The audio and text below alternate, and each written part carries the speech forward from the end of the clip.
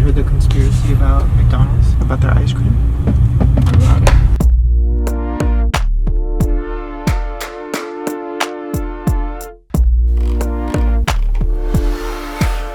Okay, so I've been investigating something for a long time, probably deeper than I've gone on any other video for a while at least. Something I never thought I would be investigating, but I am. I'm investigating McDonald's ice cream machines. Who wants to go get ice cream? Me!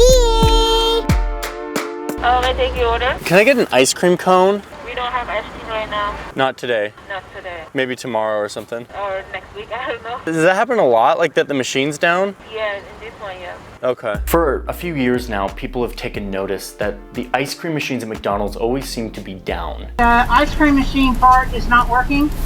The broken ice cream machines at McDonald's have been the fodder for a lot of weird internet culture. One guy even made an interactive map that shows every single McDonald's that has a broken ice cream machine at this current moment. So I reverse engineered the Android app. I think it was a meme, but nobody actually knew if this meme was correct or not. But they didn't know that was like an actual thing that all the franchises are struggling with. But a couple months ago, I got an email from a guy who said that he had a deeper story.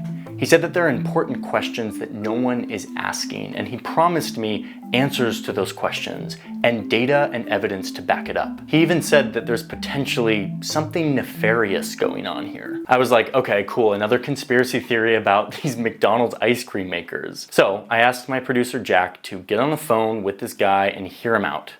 A week later, Jack called me. There's actually something going on here. I've been going through everything and you really need to see this. Okay. I was still highly skeptical that this could be anything worth a video or an investigation, but I decided to dive in anyway and see this evidence for myself. I started looking at data, at internal McDonald's emails, at these mind-numbing 100-page instruction manuals for ice cream makers. I started talking to McDonald's franchise owners and managers and guests. It turns out there is something really weird going on here. Something that hasn't been reported on before. And something that shows that McDonald's broken ice cream machines actually reveal a bigger story about how big businesses protect one another, even if that means hurting their customers. I never thought I'd be going down a deep investigation into ice cream makers, but I am, and I did, and I want to share with you what I learned. McDonald's is getting on my fucking nerves. And the machine is always down. The ice cream machine is broken. And if we try to pull the lever, this will happen.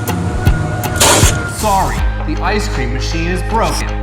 The broken McDonald's ice cream machine epidemic has been so widespread for so long that it's a meme. You know what they're gonna say. You already know. The ice cream machine is broken. Ice cream machine is broken. Kind of sounds like there's a story behind that one, doesn't it?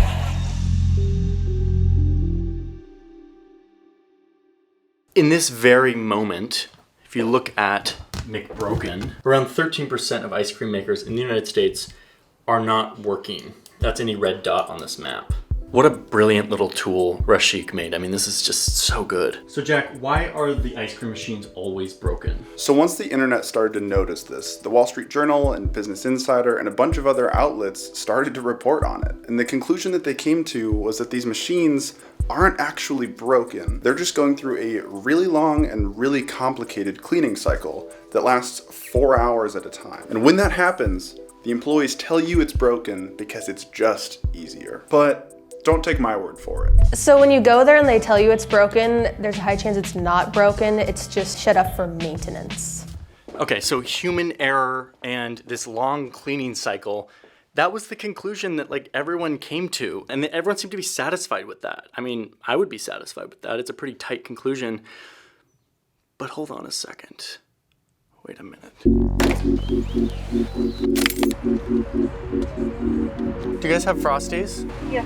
I was just at McDonald's and the ice cream machine was broken, and it seems like it always is. Is the ice cream machine broken here very often? No. Yeah, that's a McDonald's problem. We wash our machines every single day. Oh, that's cool. Is it easy to do that, or is it pretty complicated? No, it's actually really easy to clean it. They're just lazy.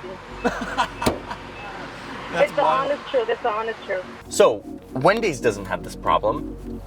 And what's crazy is that they use the same brand of machine as McDonald's does, and yet they don't have a McBroken. It's not an internet meme for them, nor is it for other places that use the same brand of ice cream maker, like In-N-Out or Chick-fil-A or a bunch of others.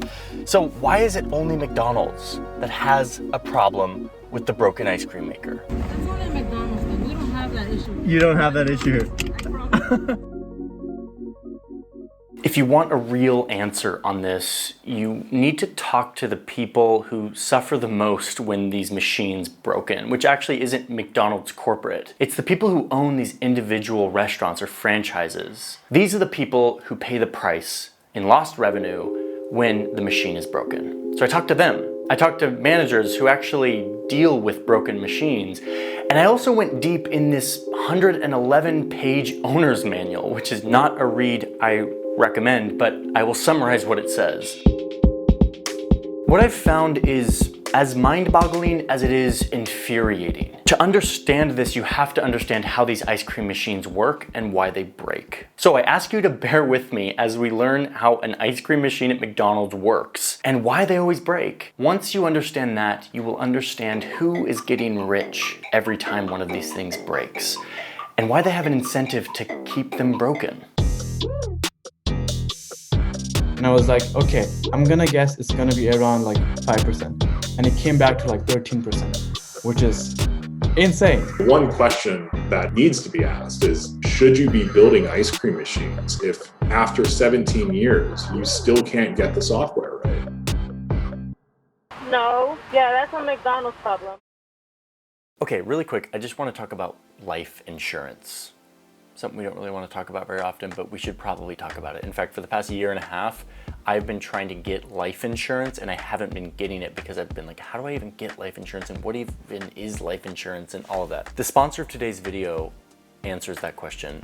Policy Genius is a marketplace where you can go and shop around and save on life insurance. Did you know that the younger you are, the cheaper life insurance is? Most of you are young, and therefore, most of you could lock in a really good life insurance rate for the next 20, 30 years. These are just smart things to have to plan for the future. Policy Genius isn't an insurance company, they're just a marketplace. They're just a place where you can go and choose from a bunch of different plans, and then they handle all the paperwork, which, like, for someone like me who hates paperwork, that is a huge benefit. I'm going through this process right now. Like, I'm not kidding. I'm not just saying this like for the sponsorship. I'm literally going through this process right now because of Policy Genius, and I'm getting life insurance because I think I need to be smart, like a smart adult, and do this. And I'm young, so my rate is gonna be actually quite affordable. And one of my favorite parts about this whole thing is that Policy Genius doesn't sell my data and information to other companies, which is actually a really rare thing nowadays.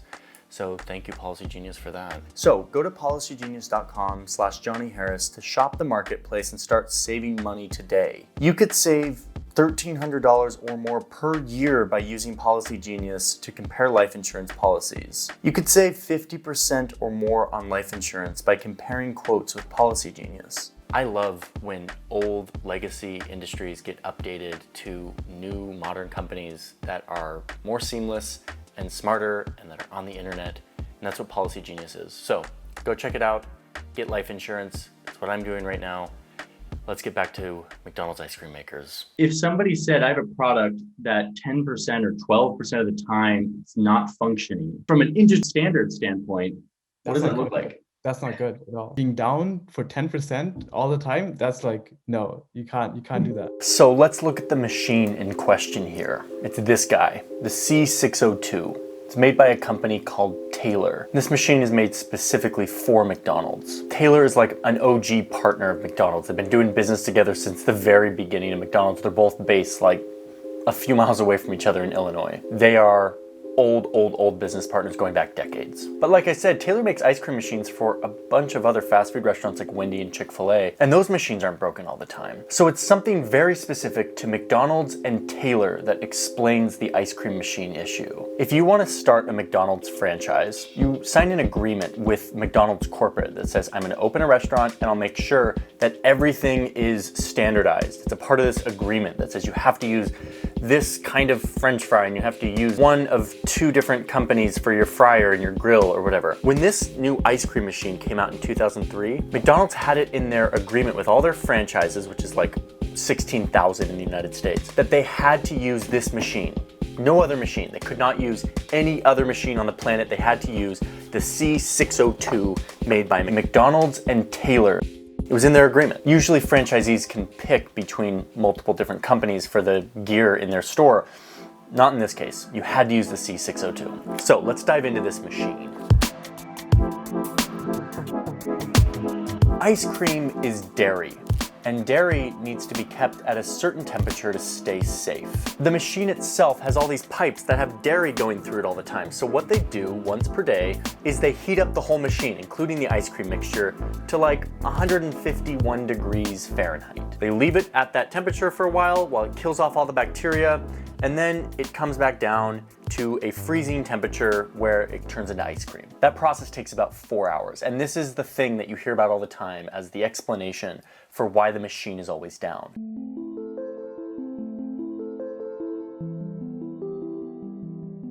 But here's the nuance here that really illuminates the story. Usually the employees do this overnight while the store is closed. Someone in the night shift gets the cleaning cycle going and then they lock up for the night. The next morning, new employees who are opening the store for the morning show up and they look at the ice cream machine. And on the screen, they usually see one of 2 things.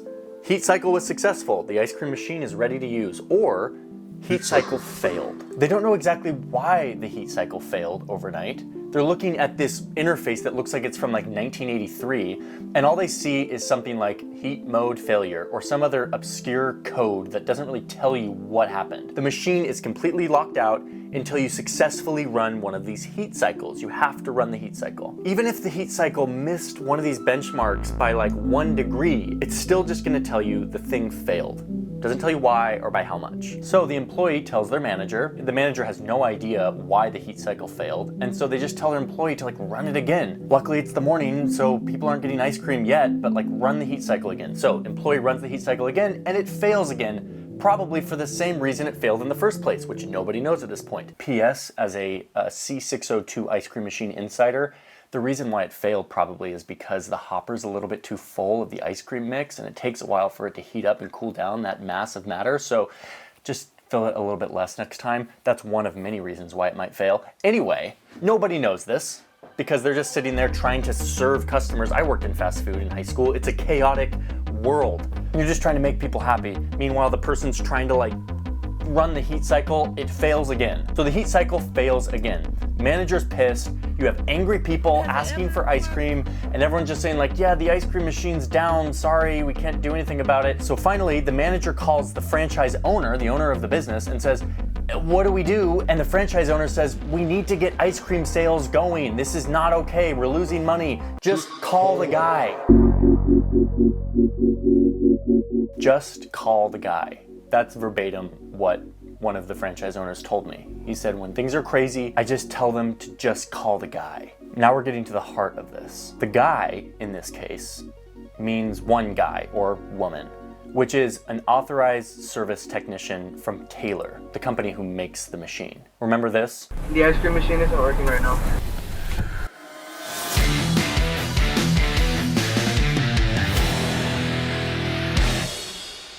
No, just here to fix the ice cream machine. Okay. You're from Taylor? Yes. Okay, because I've never seen the uniform. That's why I'm a little confused. Oh, okay, yeah, we switch things up. Okay, so you're still Taylor? Yes, ma'am.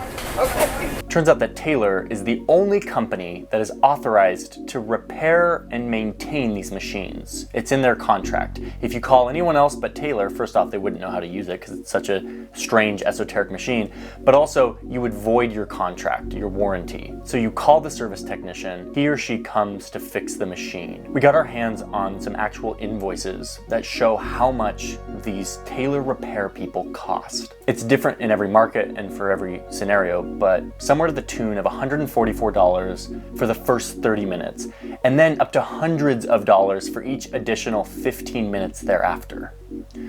So the desperate franchise owner, the one who runs the business, has to decide, do I deal with angry customers who are yelling at me because I don't have ice cream? Or do I just call the guy and get them to come repair this at any cost? It doesn't matter. So these franchise owners end up paying thousands and thousands of dollars, not because their employees are incompetent or they're bad at training, but because this machine locks them out and they have no idea why. They're looking at a screen that looks like this, and all roads point to call the service technician. I watched a bunch of advertisements for Taylor Company, the people who make this ice cream machine and do all the maintenance on it. They hardly talk about their product here. Their advertisements are more about how great their repairs team is. Innovators don't build machines, they solve problems. This is an expert technician. There are 6,500 Taylor technicians worldwide ready to help you. The Taylor Company. A few years ago, Taylor was in talks to be acquired by another company called Middleby. They put together a pitch deck of all their financials to sort of say, like, look at how good our business is. And on that pitch deck, they stated that 25% of their revenue comes from this repair and parts service of their business. Yes, they make ice cream machines, but a quarter of their business comes from just maintenance and repairs. This sort of reoccurring revenue you can rely on month after month, is like gold for investors. People love this because this is like, you can project how much money you're gonna get every month if you can rely on a certain channel of revenue in your business. Taylor can rely on services and repairs from McDonald's ice cream machines. Remember, up until just a couple of years ago, for years and years, McDonald's franchises were only allowed to use Taylor machines. They had no options. They couldn't be like, wow, this machine sucks, I'm gonna go somewhere else. So they had to use the machines, regardless. And they had to use this specific machine that breaks all of the time. Our parts and service network is what makes Taylor the company of choice for the food service industry. No matter what time of the fucking day, the ice cream machine is broke. How? McDonald's is making my baby cry. How? We got our hands on the software for some of these machines to see how Taylor has tried to improve the software component. You would imagine that with a machine that is notoriously broken all the time, they would update their software to give more useful feedback to the user. Like, hey, your cleaning cycle failed last night, only by 1 degree, and that's probably because your hopper was too full. Try to fill it a little bit less next time. Alas, no.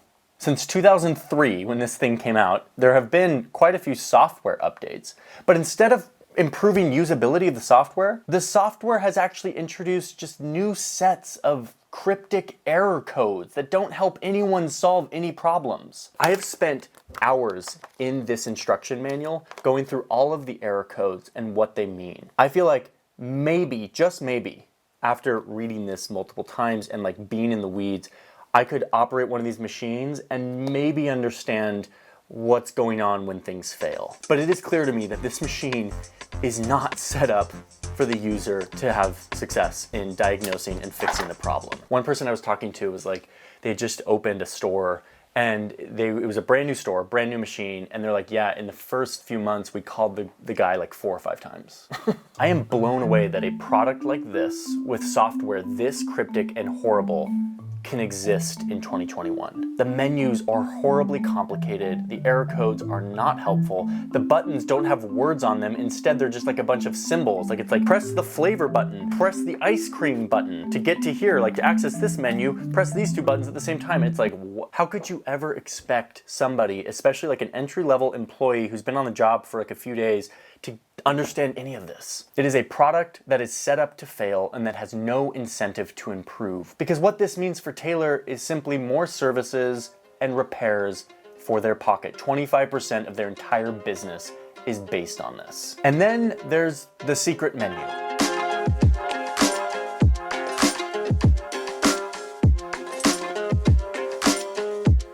In addition to the instruction manual that's given to users, I also got a hold of the service manual that is given to the Taylor service people. Like, this is like the insider manual that gives you the whole picture on this machine. I do not recommend you read it. In this manual, you learn about a separate menu for the service technicians. It's called the service menu. This one is not accessible to the user, the person who owns the machine, the franchise owner. It's only accessible to the service techs who have the very specific code for it. The existence of this service menu is found nowhere in the user manual, the thing given to the person who owns the machine. And yet, according to this manual, this menu contains, quote, critical operating parameters for the machine. So wait, if this machine is breaking all of the time, and you have a franchise owner who's trying to keep their customers happy, and there's a menu where there are, quote, critical operating parameters that the owner doesn't have access to, just call the guy.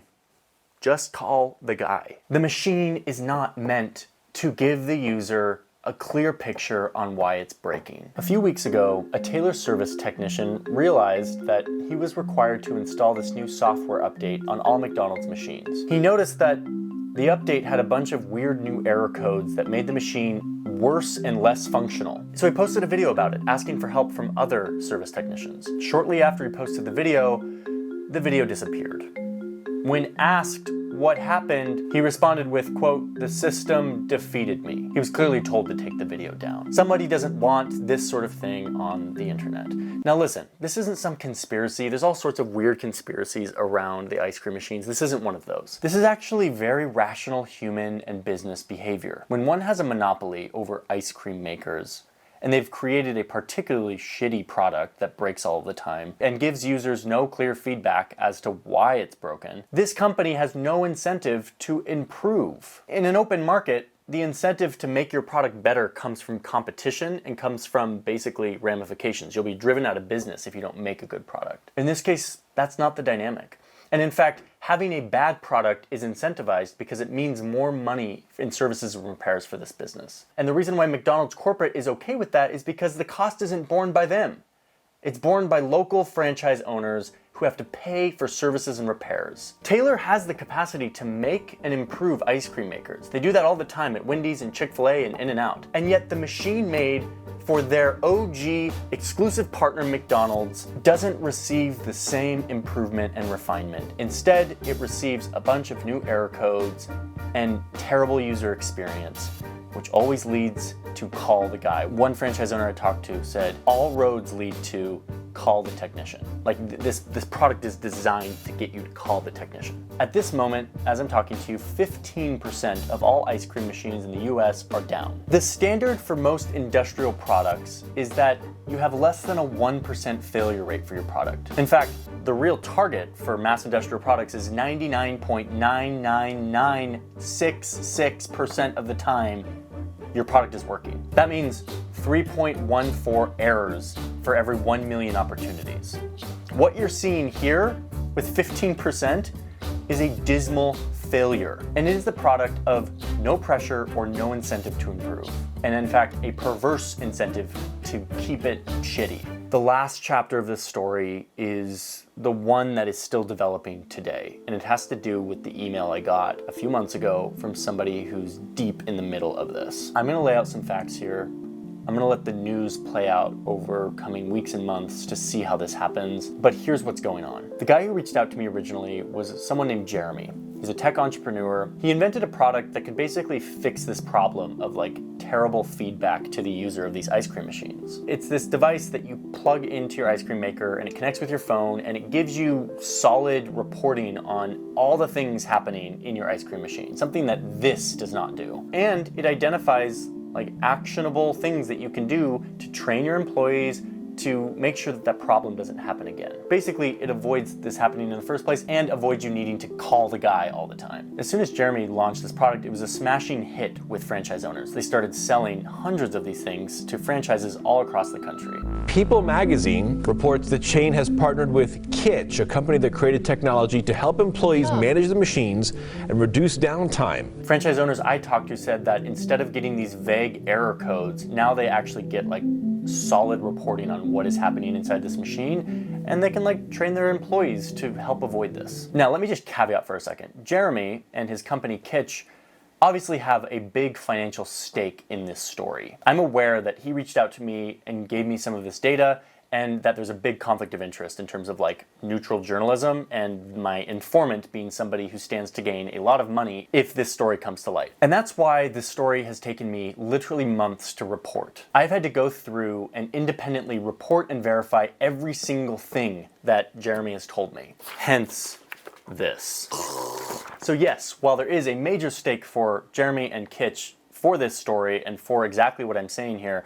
The fact is, everything that I've said here checks out on my own independent reporting. Just let that be known. Okay, so Kitsch got so popular among franchise owners that at this conference where all the franchise owners got together late last year to have a conference to talk about McDonald's things, sounds like a riveting conference, the head of this organization of franchise owners gets up and says, "Now this is no silver bullet, but it's my belief that the information it provides increases awareness and results in faster reaction times when a problem does occur. Now, to be clear, this is not a McDonald's approved piece of equipment." I mean, he sort of like endorsed it. He was like, this is a sweet product. It's actually helping us out. Soon after this endorsement, McDonald's sends an email to all of its franchises that says that they've determined that Kitsch is actually super dangerous. It may cause serious safety risks. And they recommend that the franchise owners stop using it, saying that they will void their warranty if they do. Wait, what? So you have this device that is clearly solving a major problem, and instead of being like, whoa, tell us more about this, let's see if we can get this like approved and put it into more shops, they blacklist it and they scare away a bunch of their franchisees from using it. I reached out to McDonald's directly to ask them point blank, like, WTF, why are you blacklisting a product that has the potential to solve this problem that you get made fun of all the time on the internet for? They came back to me with some boilerplate PR language about being committed to their customers and all this stuff, being able to buy sweet treats and all of this. And then this little nugget at the end where they say that McDonald's is testing a connectivity solution with an approved McDonald's supplier. In other words, McDonald's is working on a product that does exactly the same thing. Oh, and the company that they're using to do this is called Powerhouse Dynamics, who is, wait for it, owned by the same company that owns Taylor. They're under the same parent company, Taylor and Powerhouse Dynamics. They're keeping it in the family. Oh, and this device, the new one that they're testing out, doesn't give the full picture to the user.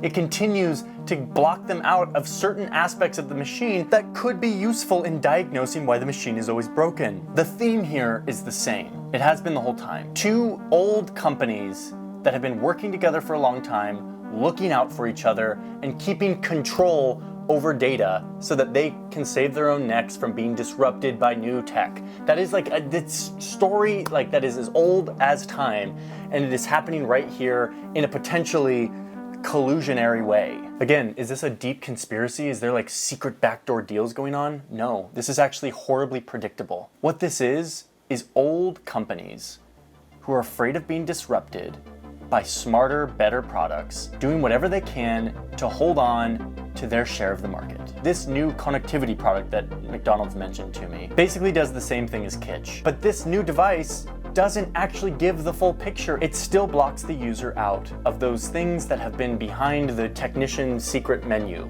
the things that the user manual itself says are critical. It's the same old story of keeping tight control over what data and experience the user has so that they can continue to maintain their exclusive relationship with services and repairs, which is 25% of their business. It's honestly smart, shrewd, cutthroat business behavior. But you know who it hurts?